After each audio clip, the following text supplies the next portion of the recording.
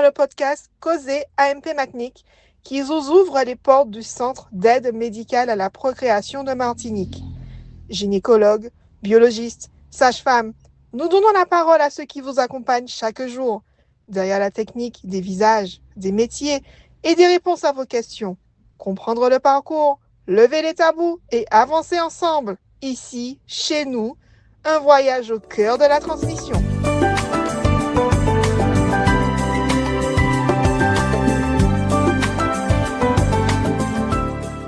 Pour l'épisode numéro 8, le docteur Bichara Petit, médecin biologiste responsable du centre AMP Martinique, vous explique pourquoi il est déconseillé de voyager pendant votre parcours AMP et en particulier dans la zone de la Caraïbe.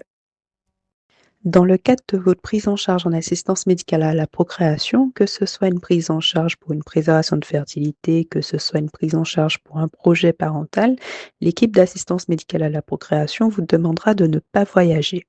Pourquoi?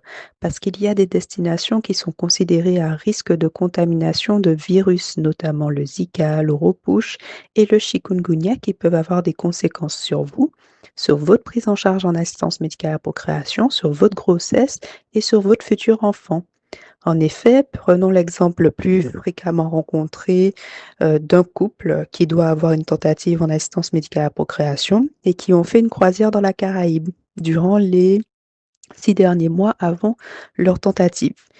Étant donné qu'ils ont séjourné dans des zones à risque Zika, par conséquent, nous sommes obligés, pour éviter une contamination in utero, des malformations ou des séquelles neurologiques graves chez le futur enfant, de repousser à minima leur tentative de 3 mois à partir de la date de retour en Martinique.